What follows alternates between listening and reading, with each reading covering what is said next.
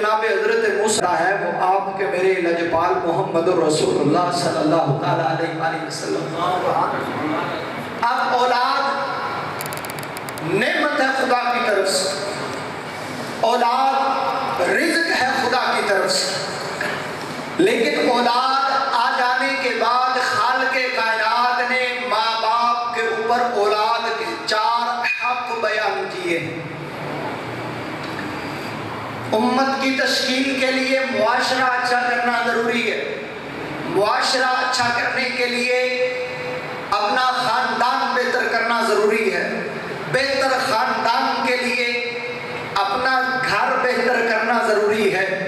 बेहतर घर करने के लिए औलाद को बेहतर करना ज़रूरी है। आइए अल्लाह रब्बुल आलमीन के कुरान ने असलूब क्या बयान किया। खालिक़े कायनात जल्ला वजहुल करीम के कुरान पाक में खालिक़े कायनात ने जहाँ पर नमाज का बयान किया है, रोज़े का बयान किया है, हज का बयान किया है, ज़कात का बयान किया है, जहाँ पर अल्लाह रब्बुल आलमीन ने माह रमज़ान को रोज़े रखने का हुक्म दिया, जहाँ पे खालिक़े कायनात ने 5 वक़्त नमाज अदा करने का हुक्म दिया, वहाँ पर अल्लाह रब्बुल आलमीन ने कुरान करीम के 28वें पारे में सूरह तहरीम में अल्लाह रब्बुल आलमीन ने ये बात इरशाद फरमा दी। आज हमारे मुआशरे के अंदर हम खुद तो नमाज पढ़ा करते हैं, हम खुद तो अल्लाह अल्लाह किया करते हैं, हम खुद तो रब को राज़ी करने के लिए जुस्तजू किया करते हैं, लेकिन आज हमारे मुआशरे के अंदर ख़ानदानी बिगाड़ इतना पैदा हो गया कि एक बेटा वो बाप के ज़ेरे असर नहीं रहा, बेटी माँ के ज़ेरे असर न रही। नतीजा क्या निकला? बाप नमाजी है तो बेटा बेनमाजी निकला, बाप रोजेदार है तो घर में और नमाज पढ़ने वाला रोजा रखने वाला कोई ना था। बाप ने समझा मैं सारी जिंदगी अल्लाह अल्लाह करता रहूंगा, मैं अल्लाह को राजी कर लूंगा, मैं नमाजें पढ़ के अपने रब को राजी कर लूंगा, मैं खुद दाढ़ी रख के अपने रब को बना लूंगा, मैं खुद अल्लाह रब्बुल आलमीन की बारगाह में तकवा इख्तियार करके बच जाऊंगा। खालिक़े कायनात जल्ला वजहुल करीम के गुलामों, अल्लाह रब्बुल आलमीन का कुरान है।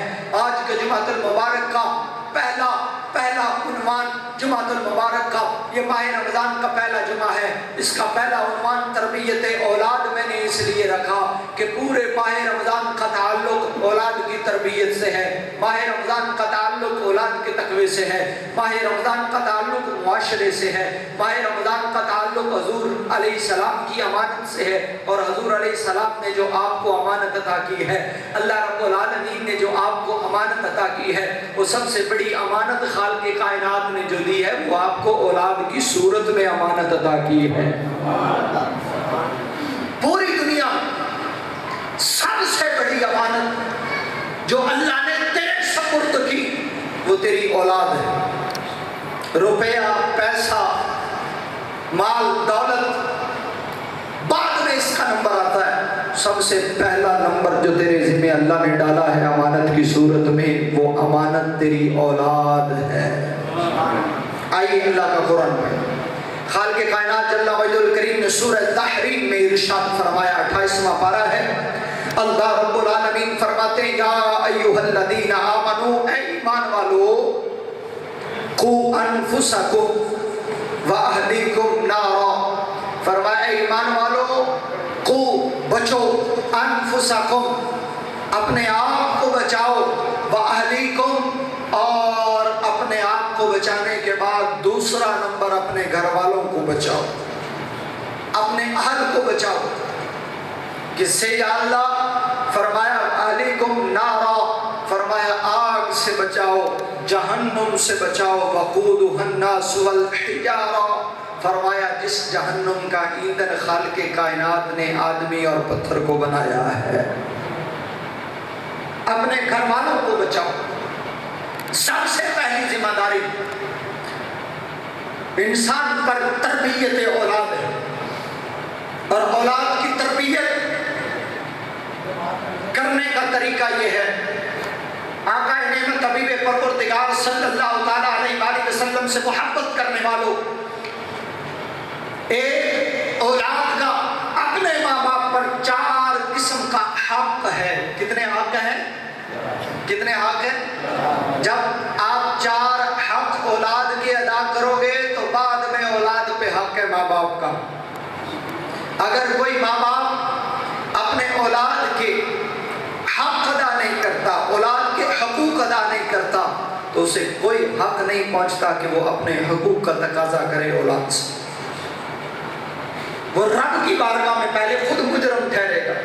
आइए, एक औलाद का सबसे पहला हक मर्द पे क्या है?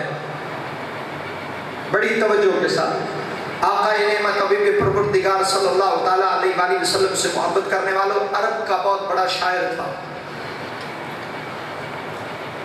वो अपने बेटों के दरमियान में बैठा है। इस आयत की तफसीर में ज़िमन में आगे सुनते चले जाइए।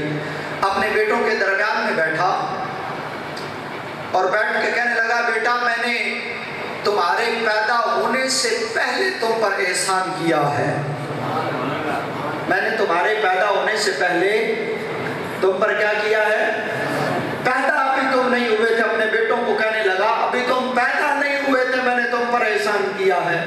उन्होंने पूछा, अब्बा अभी हम पैदा नहीं हुए थे तो तूने हम पर कौन सा एहसान किया? समझ नहीं बात की आई, जरा बात को वजाहत के साथ बयान कर दो। तो बाप कहने लगा, बेटा तुम्हारे पैदा होने से पहले मैंने तुम्हारे लिए नेक पारसा तुम्हारी माँ का इंतखाब किया। माँ का इंतखाब किया। औलाद की तशकील के लिए पहला हक बाप का ये है कि वो अपनी औलाद के लिए ऐसी औरत का इंतखाब करे। आक़ाए नेमत हबीब परवरदिगार सल्लल्लाहु अलैहि वसल्लम के गुलामों, तरबियत औलाद का आगाज माँ बाप के निकाह से होता है। हजूर से पूछा गया मेरे पाक रसूल से कि या रसूल अल्लाह, एक औरत में कौन सी खूबियां देख के उसके साथ निकाह करना चाहिए? तो पाक रसूलुल्लाह सल्लल्लाहु ताला अलैहि वसल्लम ने फरमाया, एक औरत में, हदीस पाक का मफहूम, एक औरत में 3 खूबियां तलाश करो। सबसे पहली खूबी, एक रिवाज 4 खूबियां, सबसे पहली खूबी उसका दीनदार होना। सबसे पहली खूबी क्या है? उसका दीनदार होना। दूसरे नंबर पर उसकी खूबी उसका हसब और नसब का आला होना। दीनदार होना, हसब नसब का आला होना। तीसरी खूबी वो हुस्न के एतबार से यकता, हुस्न के एतबार से काबिले कशिश। इसका तीसरा नंबर रखा है। ये बुनियादी 3 खसाइल बयान किए गए। सबसे पहले तकवा तहारत, दूसरे नंबर पर नस्ब का ख्याल रखना, तीसरे नंबर पर उसका हुस्न जमाल, माल दौलत आ जाया करती है। अब आइए, अल्लाह के नबी करीम खुद सहाबाए कराम रिज़वानुल्लाह अजमईन की महफिल में जब तशरीफ फरमा थे तो मेरे नबी का अपना अंदाज़े तबलीग क्या था? अपना मेरे नबी के सहाबा का तरीका क्या था? पहले नबी करीम के सहाबा की बात करने से पहले आक़ाए नेमत हबीब परवरदिगार ताजदार अंबिया हबीब किबरिया सल्लल्लाहु ताला अलैहि वसल्लम के घर की बात मैं सुना दूं। जब हम किसी बेटी का रिश्ता करने लगते हैं या बेटे का रिश्ता करने लगते हैं तो हमारे नजदीक तकवा, तहारत, ये बात की बात होती है। हसब नसब और माल दौलत, हुस्न, ये तकवा तहारत पर तरजीह पा जाया करता है। कभी कभी तो नसब पर हुस्न और पैसा तरजीह पा जाया करता है। आक़ाए नेमत हबीब परवरदिगार की शहजादी सैयदा तैयबा ताहिरा बीबी सैयदा फातिमा पाक सलामुल्लाह अलैहा, जब उनकी उम्र पाक निकाह की हुई तो हजूर की बारगाह में बड़े पैगामे निकाह आए। फिर मौला अली को हजूर की बारगाह में भेजा गया। जब मौला अली ने हजूर की बारगाह में इजहार किया तो मेरे नबी ने कबूल करते हुए अपनी शहजादी सैयदा तैयबा ताहिरा आबिदा राकिया राफिया मुनज़्ज़ा जनाब सैयदा फातिमा पाक को फरमाया, बेटी मैंने तेरे लिए इस इस रुए जमीन पर सबसे नेक शख्स का इंतखाब किया है। मौलाना की खूबी क्या बयान की, नेक शख्स का इंतखाब किया, बेहतरीन शख्स जो था मैंने रुए जमीन पर उसका तेरे लिए इंतखाब किया है। और इंतखाब भी ऐसा है कि मेरे अल्लाह ने भी वो इंतखाब कबूल कर लिया। ये खुद महबूब का दर्ज अमल था। बात क्या सुनाना मकसूद नहीं, मैं आगे मौजू बड़ा तवील है, मैं आगे चलना चाहता हूँ ताकि आपके पल्ले बात पड़े। जनाब उमर बिन खत्ताब रज़ी अल्लाह ताला अन्हु, जो बंदा ये चाहता है कि उसकी औलाद नेक पैदा हो, वो इस मामले पे गौर करना शुरू कर दे। पहला हक औलाद का दो, प्यारती बदलो। जनाब आकाए नेमत की बारगाह में बैठने वाला वो शख्स जिसके रोब तख्तबे पर अल्लाह के फरिश्ते भी नाज करते हैं। नामे नामी इसमें ग्रामी जनाब फारूक आजम है। रात का वक़्त जनाब फारूक आजम रज़ी अल्लाह ताला अन्हु मदीना पाक की गलियों का तवाफ कर रहे हैं, निगरानी कर रहे हैं, यार के कदमों पे चलते हुए निगहबानी करने का फरीजा सर अंजाम दे रहे हैं। वक़्त का अमीरुल मोमिनीन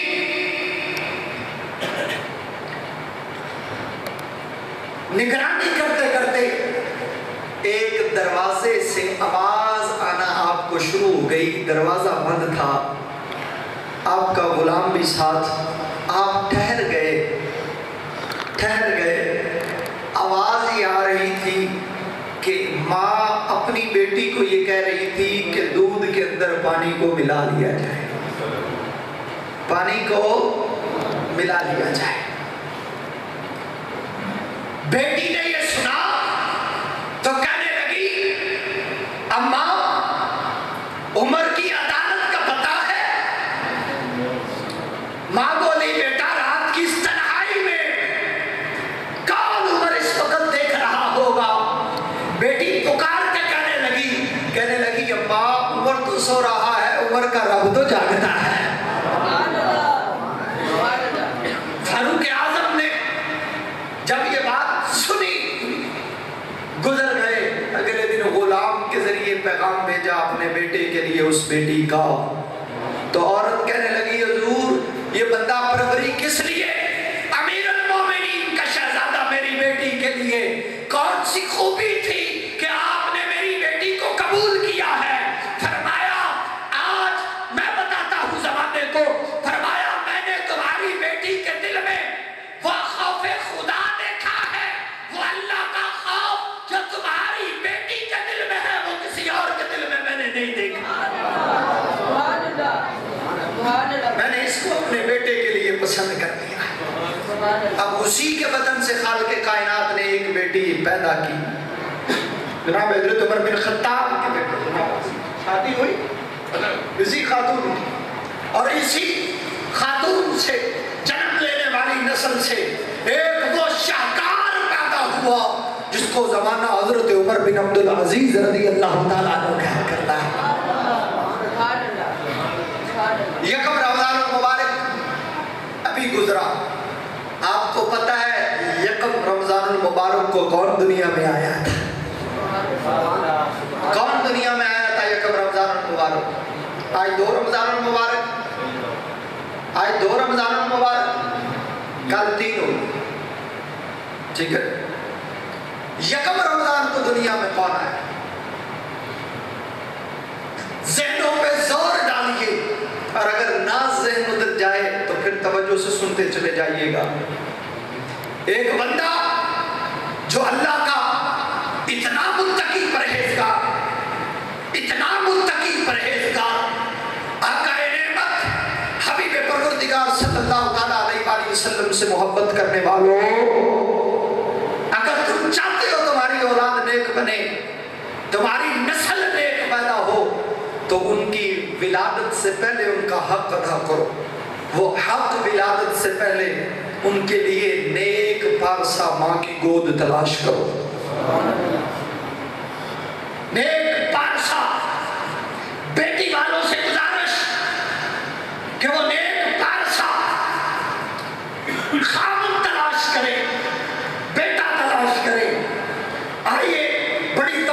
देखा एक नौजवान है, पेशानी जनाबे हसन पाक के नूर से जगमगा रही है। ऐसे नहीं, जरा मोहब्बत से बोलिएगा। एक नौजवान पेशानी जनाबे हसन पाक के नूर से जगमगा रही है। नाम मूसा जंगी, लक़ब अबू साले मूसा जंगी।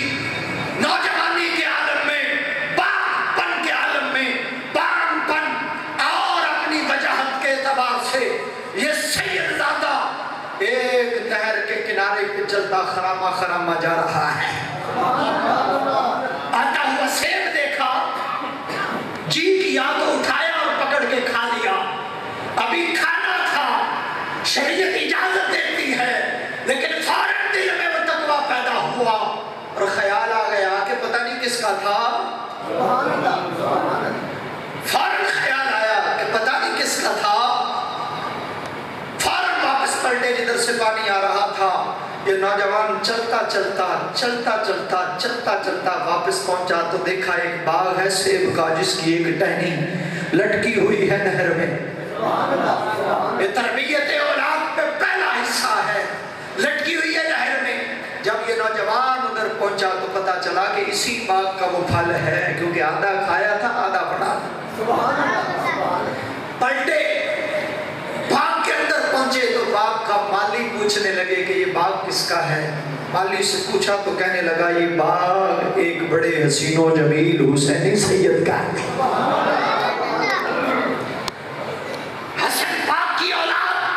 हुसैन पाक के घर में पहुंची, नामे नामी सैयदना अब्दुल्ला सुबैरी रहमतुल्लाह अलैह उनके बाग में पहुंचे तो सीनो जमील बुजुर्ग थे, सफेद दाढ़ी थी। जब उस बुजुर्ग ने ऐसे नजर उठा के चमकती हुई पेशानी देखी तो कहने लगे बेटा खैर है। बाबा तो तवालत में नहीं लेके जाना चाहता, इशारतन गुजरना चाहता हूँ। तो कहा हुजूर चला जा रहा था, एक सेब गिरा, मैंने उठा के खा लिया, तो आपने ऐसे देखा। अब तो कहने लगे बाबा ये आपका सेब था, इजाजत के बगैर खाया है, माफी चाहता हूँ। आप मुस्कुरा पड़े, फरमाया ऐसे माफी नहीं मिलेगी, पहले यहाँ पर खिदमत करनी पड़ेगी। कहा खिदमत के लिए तैयार, कहा फिर भी माफी नहीं मिलेगी। मेरी एक बेटी है जो आंखों से अंधी है, पाँव से लूली है, हाथों से माजूर है, लंगड़ी है, पाँव से चल नहीं सकती, छू नहीं सकती, बोल नहीं सकती, देख नहीं सकती, ये ऐप उसमें पाए जाते हैं। तो उसके साथ शादी भी करना पड़ेगी, फिर जाके ये माफी होगी। तो कहने लगे अच्छा बाबा फिर माफ कर देंगे। जब इज़्ज़त हुआ कि माफ कर दिया जाएगा, वो नौजवान खिदमत करता रहा, रोज और शब सारा दिन बाप की खिदमत करना, रात को मसल्ला बिछा के अल्लाह अल्लाह करते रहना। जब जनाब अब्दुल्ला ने पहली नजर में अबू साले मूसा जंगी की नजर पे वो चमकता हुआ नूरे सादात देख लिया था, बस रोज और शब गुर्बत में रखा। जब वो दिन मुकम्मल हुए तो बेटी के साथ निकाह कर दिया गया। निकाह करके बेटी को रुखसत किया गया। रास्ते में एक जगह पे रुके तो कहा मैं अपनी ज़ौजा को देख ही तो लूं। एक मर्तबा पर्दा हिटाया तो देखा हसीनो जमील लड़की बैठी हुई है, जिसका नामे नामी इसमें ग्रामी फातिमा बिन्ते उम्मुल खैर है, जो हुसैन पाक की शहजादी है। जनाबे हसन पाक के शहजादे अबू मूसा साले जंगी ने देखा, अबू साले मूसा जंगी ने देखा तो फौरन पीछे थे। कहने लगे मैं भूल गया या आपके वालिद से भूल हुई। कहा ना वालिद से भूल हुई ना आप भूले हैं। कहा आप तो सही सलामत हैं। फरमाया मेरे वालिद ने जो मुझे ऐब जाहिर किए थे वो ऐब दुनियावी थे, जिस्मानी नहीं थे। मैं जब से बालिग हुई हूँ मैंने कभी अपनी आंख से नामहरम का चेहरा नहीं देखा है। मैं जब से चलने के काबिल हुई हूँ मैंने कभी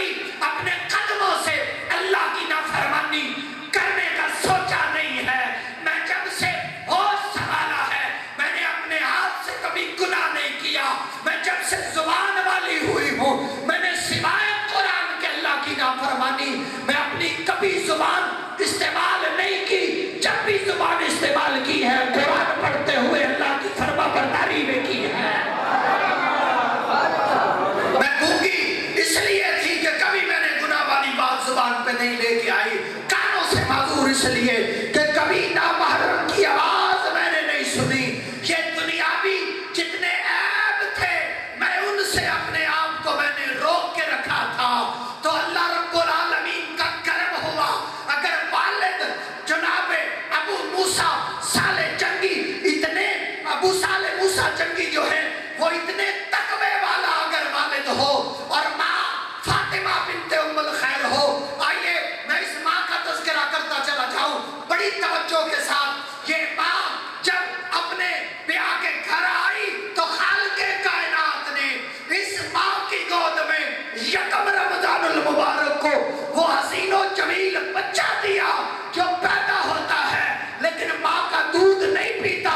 क्योंकि वो जानता था कि मैं पैदा तो हो गया हूँ लेकिन आज रमजान की यकम तारीख है। माँ की गोद पहली तरस का बाद में है। अरे माँ का इंतखाब पहला इंतखाब वो औलाद पे कर्ज है बाप का। मैं अक्सर ये कहा करता हूँ जमाने वालों भूल न जाना।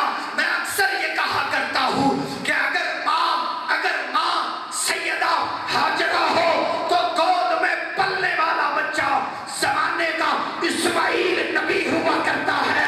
अगर माँ सारा खातून हो तो गोद में परवरिश पाने वाला बच्चा 70,000 नबियों का बाप जुनाबे इसहाक अलैहिस्सलाम हुआ करता है। अगर तवज्जो से ऐसे नहीं अल्लाह का नाम बुलंदी से लेते चले जाइएगा। मैं अजीम माओ का शजरा पढ़ने लगा हूँ। मैं अजीम माओ का शजरा पढ़ने लगा हूँ बड़ी तवज्जो के साथ। अरे बाप का पहला हक ये था कि वो अपनी औलाद के लिए पारसा माँ का इंतखाब करता। जब औलाद गोद में आ जाए अरे ये रमजान की यकम तारीख को वो लाडला पैदा हुआ जिसका तज़किरा आपने सुन लिया है। आज तुझे एक और सैयदजादी का तज़किरा सुनाऊं। इसकी गोद से जब दुनिया में लाल आया तो वो लाल जब गोद से दुनिया में आया तो अल्लाह के कुरान के 15 पारों का हाफिज था। मैं अगर माओ का कसीदा पढ़ता चला जाऊं जिसकी अम्मा फौत हो गई ये उसके लिए भी मोहब्बत का जुमला है। ये माओ को डेडिकेट करने के लिए क्योंकि कायनात की अजीम तरीन माँ सैयदा तैयबा ताहिरा बीबी खातून जन्नत का यौम विसाल आने वाला है। वो सैयदा की गोद में जब हजरत इमाम हसन आए तो हजरत इमाम हसन की माँ चक्की चलाया करती थी लेकिन चक्की चलाते चलाते कुरान की तिलावत भी किया करती थी। आओ माँ का तज़किरा सुनने वालों हर माँ पर मोहब्बत से जुमला अल्लाह की पाकी का बोलते चले जाना। अगर माँ सैयदा बीबी हाजरा खातून हो वो पाकबाज बेटी हो बीबी हाजरा खातून हो तो गोद में पलने वाला बेटा अल्लाह का नबी हजरत इस्माइल ज़बीहुल्लाह हुआ करता है। अगर माँ सारा खातून हो तो 70,000 नबियों का वालिद जुनाबे हजरत इसहाक अलैहिस्सलाम हुआ करता है बेटा। अगर माँ रहीला खातून हो तो गोद में पलने वाला हुस्ने इलाही का शाकार हजरत यूसुफ अलैहिस्सलाम हुआ करता है। अब अगर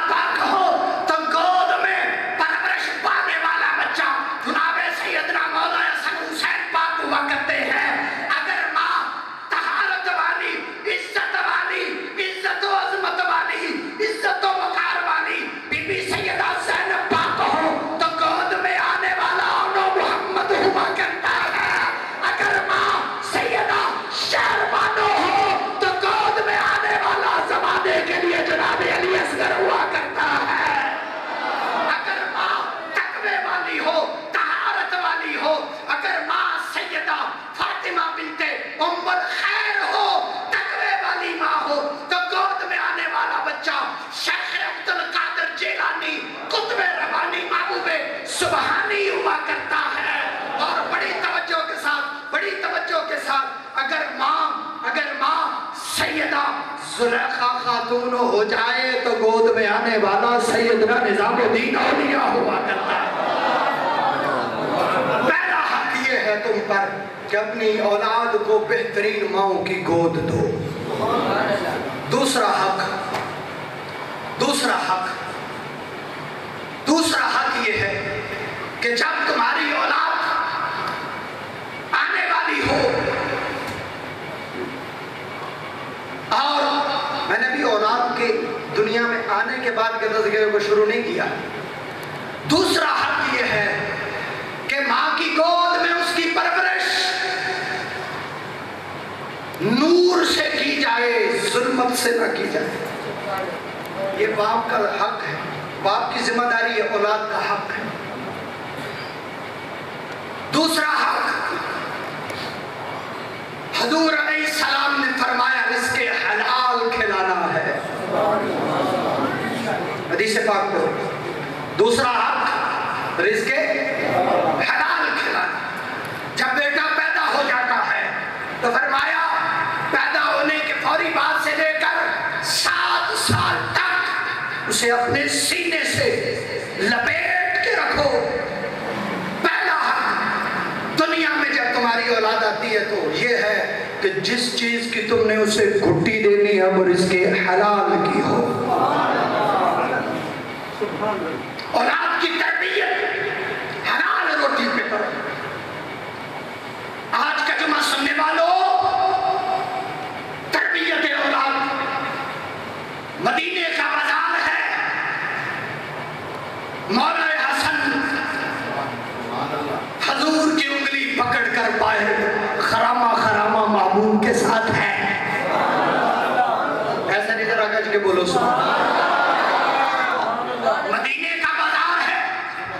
मौला हसन खरामा खरामा हुजूर के साथ है। कभी कंधों पे सवार हो जाते हैं, कभी गोदे नबूवत में आ जाया करते हैं, कभी मुश्ते नबूवत पकड़ के झूला झूला करते हैं।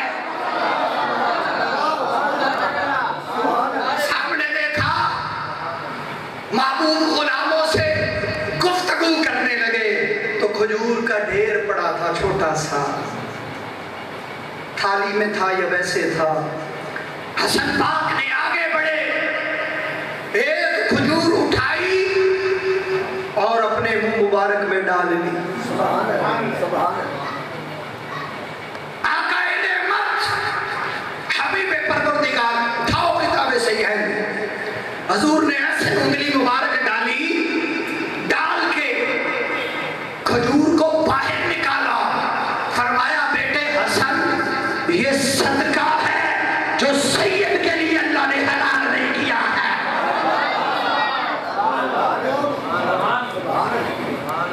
अरे जब आका नेमत कोई भी ये न समझे गलीज़ ज़हन वाला कि मौला हसन जानते नहीं थे।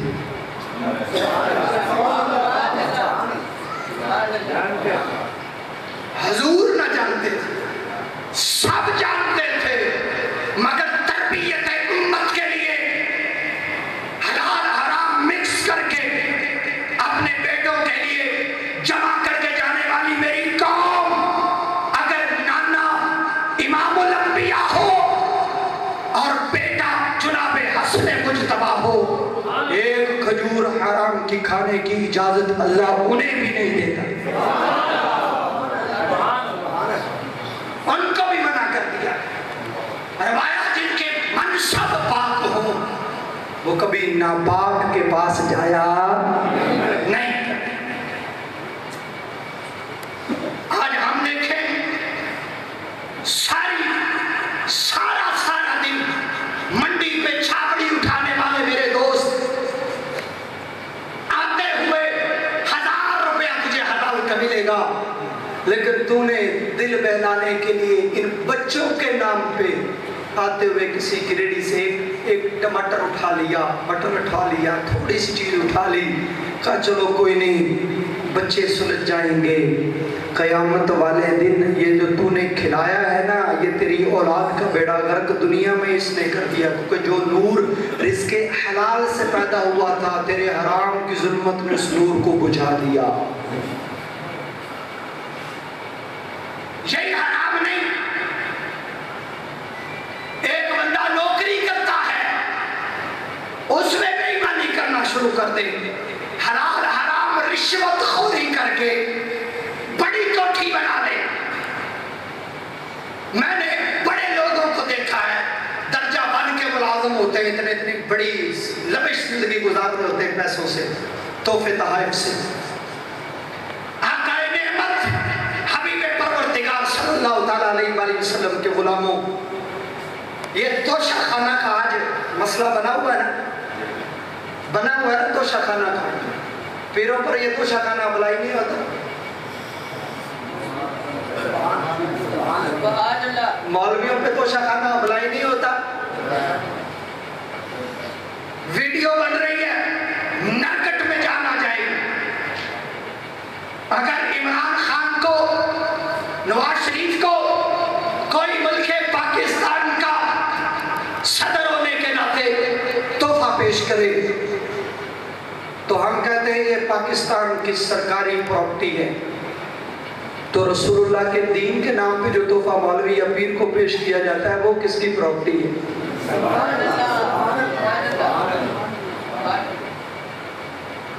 पेरिया ने अपने घर में सन लग गई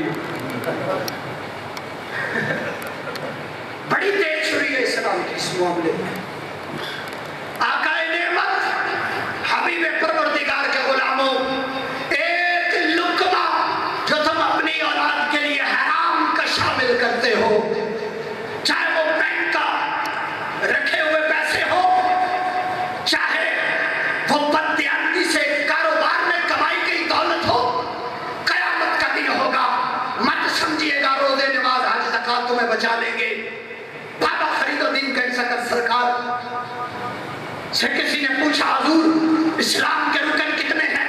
फरमाया 5 रुकन इस्लाम दे ते 6वां रुकन टोक, जेना रुपए टोकते 5 जाते मुख। फरमाया रोटी का दारोमदार अरकान इस्लाम पे है, मतअमु हरामुन मलबसु हरामुन मशरबु हरामुन। एक बंदा जिसका खाना पीना पहनना हराम का है तो ना अल्लाह उसकी नमाज कबूल करेगा, ना रोजा कबूल करेगा, ना हज कबूल करेगा। तरबियत औलाद में, तरबियत औलाद में, आओ सुनो, इससे बड़ी और मिसाल कोई नहीं मेरे दामन में। जनाब हज़रत उमर बिन अब्दुल अजीज रज़ियल्लाहु ताला अन्हु, वो अजीम बादशाह, वो अजीम खलीफा जो अपनी इज्जत तहारत तकवे के एतबार से सानी उमर कहा जाता था।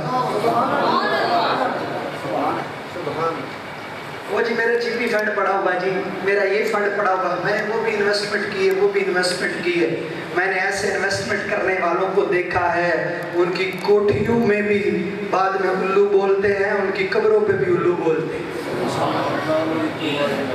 जो हलाल हराम मिक्स करके परवरिश करने वाले हो अपनी औलाद को बड़ी तवज्जो के साथ। उमर बिन अब्दुल अजीज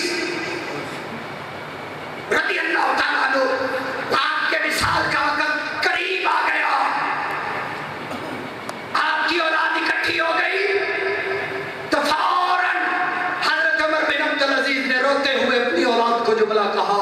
फरमाया बेटा मुझ पे राजी रहना, क्योंकि मैंने कभी तुम्हारे वजूद में हराम नहीं जाने दिया, कोई विरासत ना छोड़ी।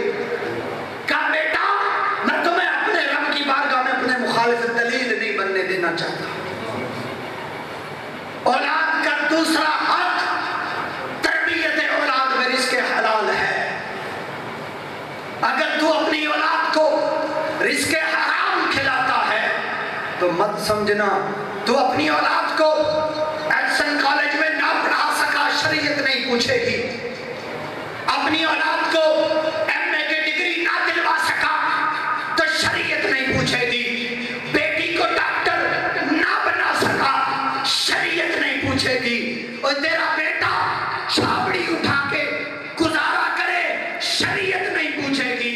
लेकिन अगर तूने हराम के पैसे से 1 फीस भी अदा कर दी तो कयामत वाले दिन तेरे कांटे को जरूर पकड़ा जाएगा। कहां तू भूल गया? और अगर मेरी बात आपको अजीब लगती है तो मैं अल्लाह का कुरान पढ़ने लगा हूँ। खालिक़े कायनात जल्ला मजदुल करीम के गुलामों, औलाद का दूसरा हक रिज़्क़े हलाल है। तुम लोग भूल गए। कच्ची कोठियों में गुजारा हो सकता है, लेकिन हराम के पकड़ धकड़ के मामले में कभी गुजारा ना करना। ये अल्लाह रब्बुल आलमीन का पाक कुरान है। सूरह आबासा में अल्लाह रब्बुल आलमीन ने एक खास बात माँ बाप के लिए इरशाद फरमाया। वो बाप जो हलाल हराम मिक्स करके अपनी औलाद की परवरिश करना चाहता है, वो सुनो, खालिक़े कायनात फरमाते हैं, फरमाया फ़इज़ा जाअतिस साख़ा यौमा यफ़िर्रुल मर्उ मिन अख़ीही व उम्मिही व अबीही व साहिबतिही व बनीही लिकुल्लि इम्रिइन मिनहुम यौमइज़िन शअनुन युग़नीह। फरमाया क़यामत का दिन होगा, बाप बेटे को छोड़ के भागेगा, बेटा बाप को भागेगा। आज हलाल हराम मिक्स ना करो। याद रखो, आखिरी जुमला सुनो इस उन्वान के इस टॉपिक पर। एक लुकमा हराम का जब तुम खिलाते हो तो बाहर बैठे न बंदे, बाहर बैठे वो ऊपर खोलना जिनकी रोटी की चाबी है उनके पास। तवज्जो से बड़ी आका ने हबीब परवरदिगार के गुलामों, अपनी औलाद को सबक दो। कौन कौन आले नबी से मोहब्बत और प्यार करने वाला है? हाथ खड़ा करके बोले। सारा मजमा आले नबी से मोहब्बत करता है। तो मोहब्बत अगर अमलन भी की जाए तो तब मोहब्बत होती है, वरना उसे निफाक कहा जाएगा। अमली मोहब्बत ये है, अमली मोहब्बत ये है कि सैयदा तैयबा ताहिरा बीबी सैयदा फातिमा पाक के बेटों ने, माँ ने अगर भूखा रोजा रखा है तो बेटों ने भी भूख से रोजा रख लिया है। माँ ने अगर रोजा भूख से रखा है तो बेटे ने भी भूख से रखा है। हजरत इमाम शाफी की वालिदा, आका ने हबीब परवरदिगार से मोहब्बत करने वालों, पहला सबक अपनी औलाद को दो, पहला सबक अपनी औलाद को रिज़्क़े हलाल का दो। हजूर फरमाते हैं, जो बंदा एक लुकमा हराम का अपने मुंह में डालता है, 40 दिन तक उसके दिल के अंदर नूर पैदा नहीं होता। 40 दिन तक अल्लाह उसकी इबादत को कबूल नहीं करता। जरा गिरेबान में झांक के देखो, आले नबी औलाद अली से मोहब्बत और मवद्दत करने वालों, झांक के देखो कि हम हराम की चैन टूटने देते? हम हराम की चैन टूटने देते?